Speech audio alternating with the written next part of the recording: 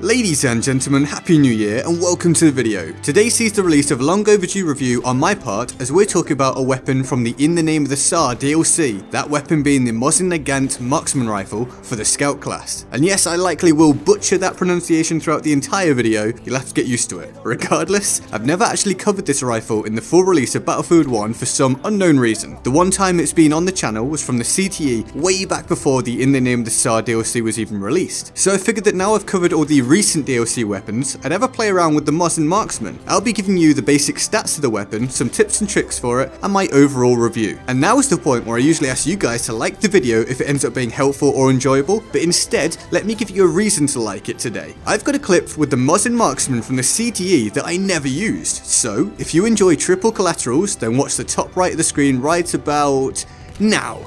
Be sure to leave a like if you enjoy multiple bodies hitting the floor in one go. With that being said, let's get into this. So I'm not going to go into too much depth stat-wise as there isn't that much to cover, but I think the most sensible way of doing this is to compare the Mosin-Nagant Marksman to the other marksman rifles that also have a one-shot sweet spot. Those being the SMLE Marksman, the Gewehr 98 Marksman, and the M1903 Marksman. Well, the Mosin has the fastest rate of fire, standing at 56 rounds per minute, although there isn't too much in it as the other options stand at 53, 52, and 50 respectively. The Mosin has 5 available rounds per reload, which is pretty standard. Only the SMLE differs here with its 10. Aside from that, the Mosin's velocity sits in the middle at 820, which is the same as the M1903 Marksman, faster than the SMLE, which stands at 740, and slower than the Gewehr 98, which sits at 880. The Mosin does have a slightly different reload when compared to the other options, but it's nothing particularly special nor terrible. The main point we want to focus on is the sweet spot range of the Mosin. This is generally where the scout rifles with a one-shot sweet spot get interesting. Well, the Mosin-Nagant Marksman has a sweet spot range between 60 and 98 meters out. For comparison's sake, the SMLE starts at 40 and ends at 75, so it's starting a fair bit later than the SMLE, whilst also ending quite a bit later. This essentially makes the Mosin-Nagant a great mid-range option for a marksman rifle, especially with that bullet velocity at 820 meters per second. It can also be used at longer ranges of course, but its sweet spot is inferior to the Gewehr 98 and the M1903 in this regard. It's then a similar story at close range, as it's definitely viable, but pales in comparison to the SMLE. At this point, I can bring in my personal experience of the weapon and say that it plays exactly how these stats would lead you to believe. In the shorter mid-range, it's a monster. It's super reliable. The bullets fly fast enough to make it feel comfortable, and if you hit the target high in the chest or face,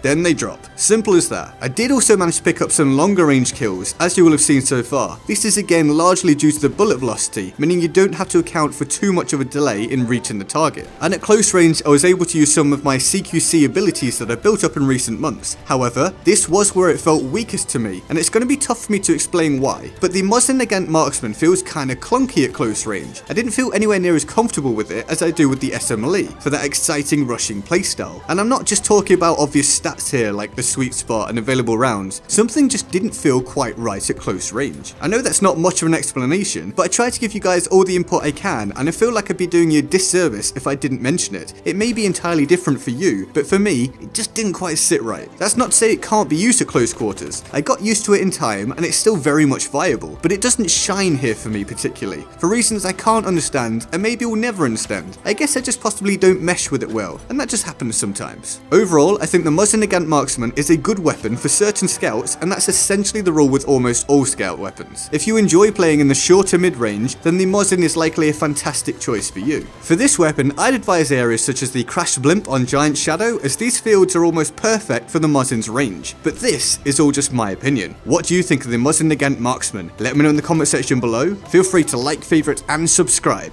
I'm GetGoodGuy, and I'll see you next time. Laters.